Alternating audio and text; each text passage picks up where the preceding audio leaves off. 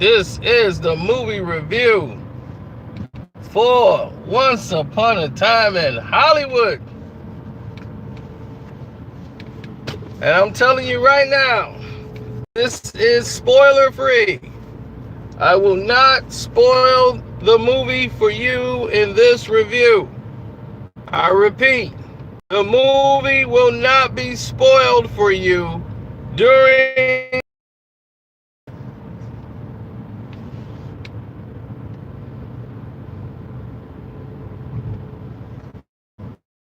You will not have the movie spoiled for you.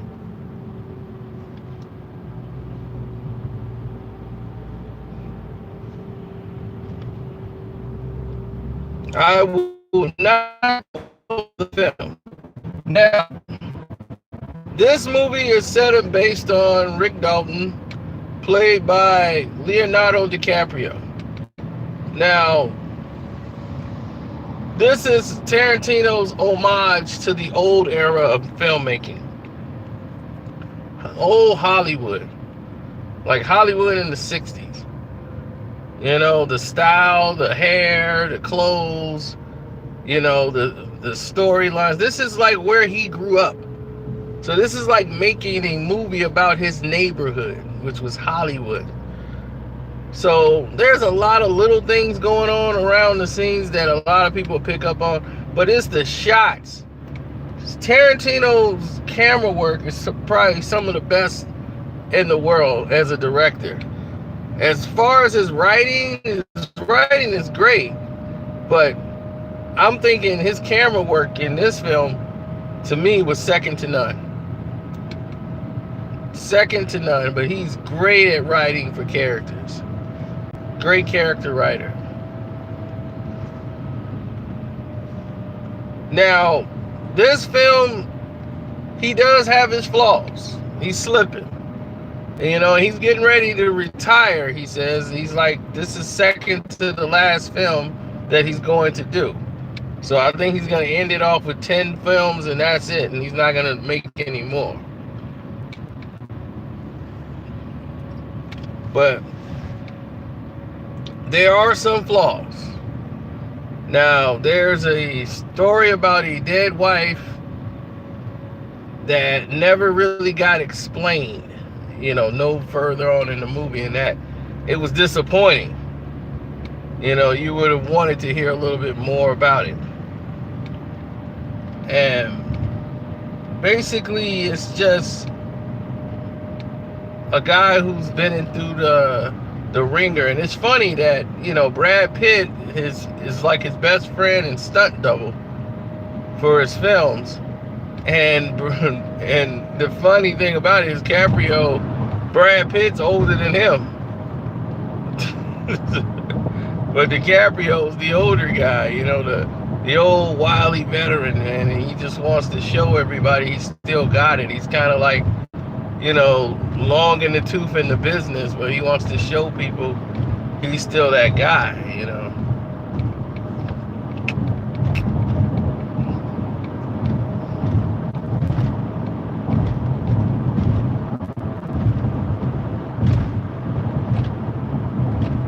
And in this story, they have Sharon Tate in the movie. This movie was supposed to come out in August because it had been the 50th anniversary to the Manson murders. But they wanted to get some of that summer crowd. It's like, we need some of that summer crowd now, so let's push it out in July. It'll still be playing in August during the 50th anniversary of it, you know. So Sharon Tate is like living next door to these guys. You know, they live right next door to where the Manson murders took place. So Roman Polanski and Sharon Tate is living right next door to Leonardo DiCaprio and Brad Pitt characters. So that made it quite interesting because you're waiting for that to happen, but there's so much other things that's taking place. And then it's a lot of people going to start talking about the ending of the film. Some people were disturbed. A lot of people who are uncomfortable with things are going to be disturbed. Other people are going to be like, it was a little... But I'm like, have you ever seen the Tarantino movie?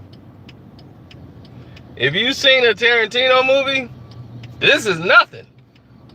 This ending is nothing for me. I expected this type of ending out of Tarantino. And if you didn't expect this type of ending from Tarantino, I don't know what you would. But overall, I give this movie 3 stars out of 4. And the reason why, this movie is longer than Star Wars. This movie is almost 3 hours long. I'm not kidding you. This movie is about 3 hours long. I didn't check my watch, but I'm like, wait a minute. Hold on, this can't be right. Did time go up an hour while I was up in here? It don't feel like 3 hours though. You're entertained, the music fits, everything, the scenery, 1960s, all of it. You're caught into the look and style of the film that you don't even notice the time until you go like, wait a minute. This thing's supposed to be over, isn't it? It just hits you out of the blue. Yeah, this movie's about 3 hours. I didn't see the runtime. If the runtime's out, please check it out for me. But I guarantee you, this movie's 3 hours long.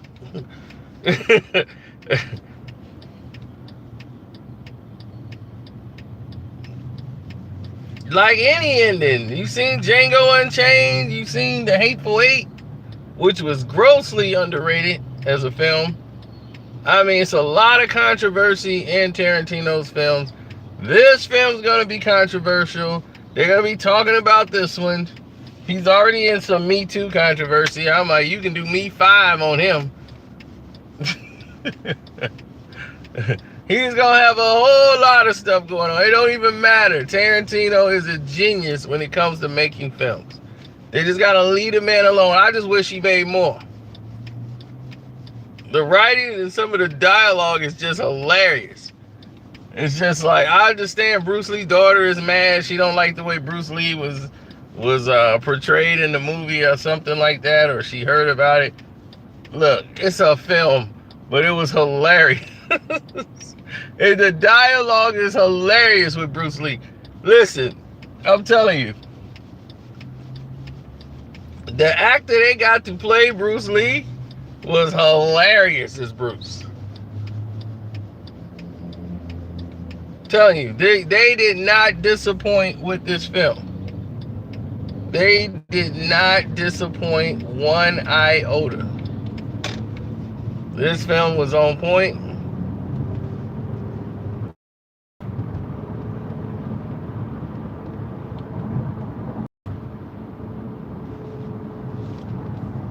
And I'll say, really go check it out.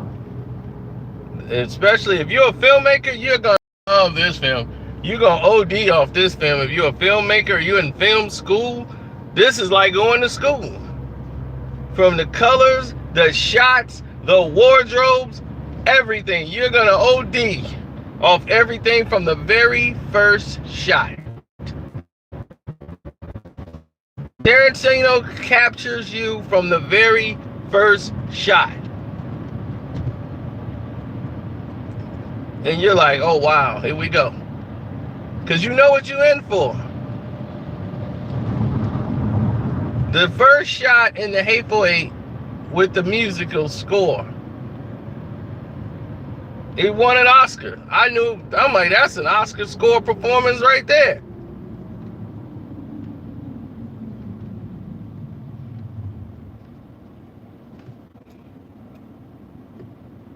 It's hard to put that in. You gotta watch it a couple times before you start rating, like putting it up there with the other movies and saying it. Because you don't want to be the prisoner of the moment type guy, but it's definitely up there. It's better than Grindhouse.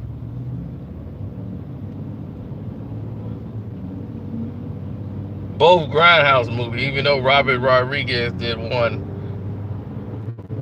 and Tarantino did the other one with the death car or whatever, with Kurt Russell. Like, everybody's back. It was like, man, like, all right, oh my gosh. Somebody told me Tim Roth was in it. I didn't see Tim Roth. Maybe he was a character, I just didn't know.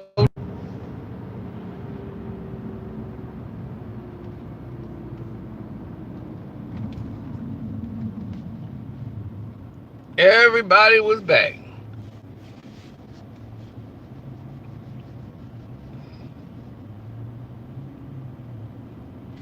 Now Leonardo was in, Django Unchained, and Brad Pitt was in Inglourious Basterds,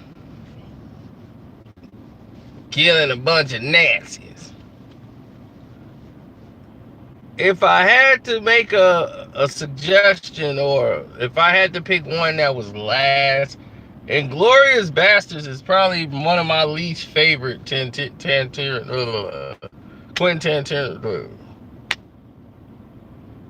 Tarantino.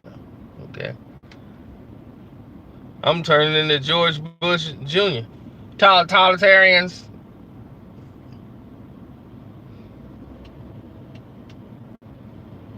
Oh, Four Rooms is outstanding. That's so funny.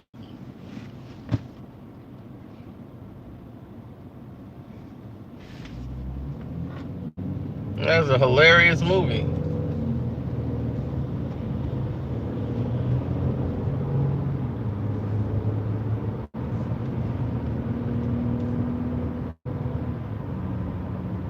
Now, here's something you didn't know. For Pulp Fiction, a sequel.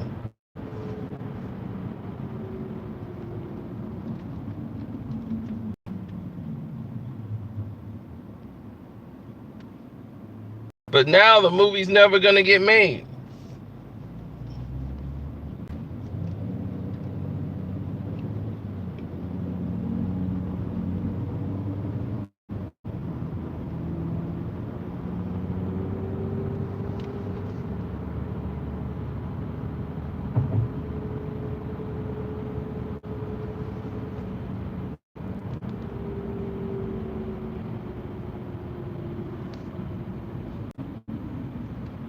Why? Because I don't know.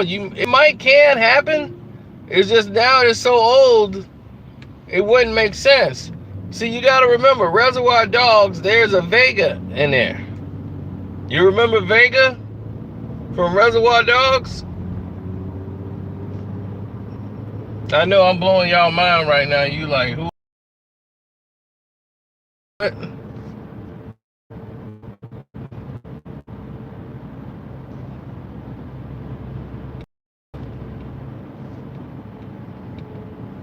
Right. So Vincent Vega is the brother of the Vega from Reservoir Dogs.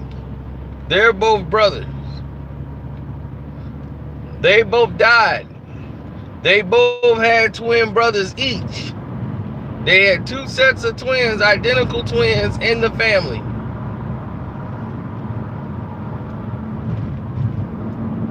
And they were going to come and investigate the murders and find out what happened to their brothers. So it's the same characters, Travolta and who was that played Vega in Reservoir Dogs?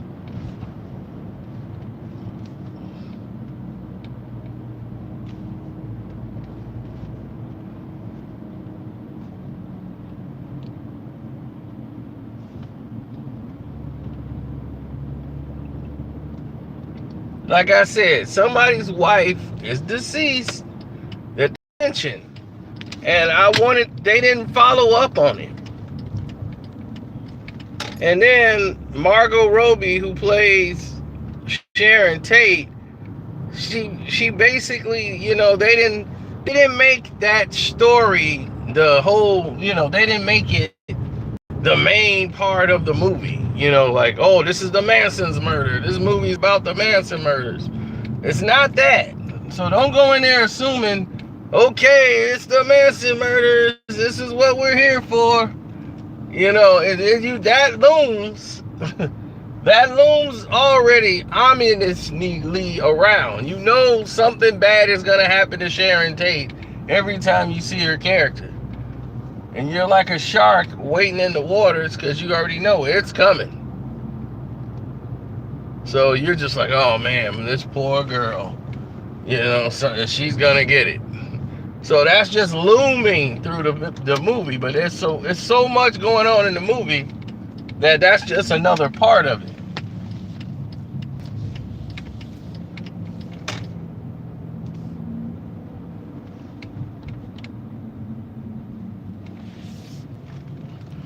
Yeah, so they'll get Madsen to do it, but now, like I said, they're too old. You'll be investigating the murder now. Now you like 30, 40 years older. It makes no sense.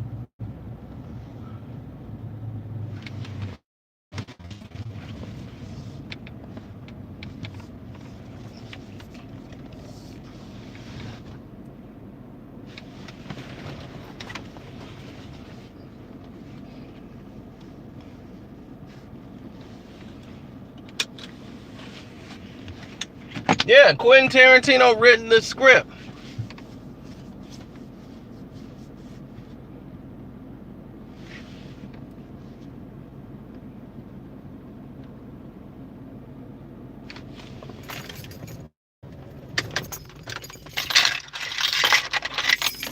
Yeah, they were gonna hunt down Bruce Willis. It was gonna be pretty interesting.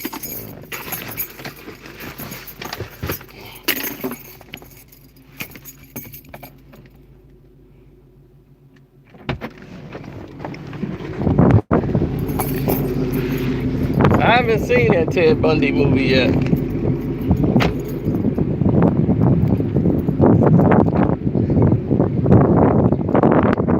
But what's crazy is Teddy Bundy was one of the craziest serial killers out.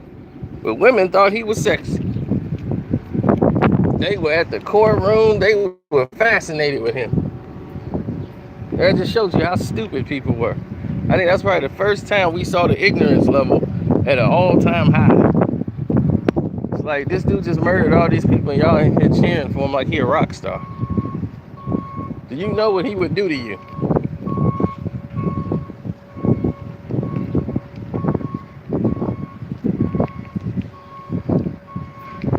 They didn't care. Back then, if you was on TV, you was famous. Well, hell, it's like that now. People be like, this dude from the internet. Dude, I saw your video. You're famous. That's how it is nowadays. Everybody lives through technology.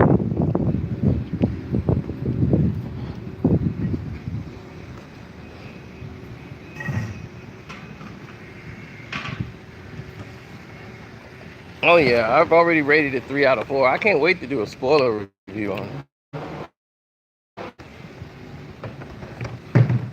Everybody else is scared because Tarantino didn't threaten everybody if they told anything about the movie. But the embargo is lifted, buddy. I don't know if they know it or not, but the embargo is lifted. Get lifted. They finally got the Ace and budget rental car place back together. That's what I'm talking about. Let's get it.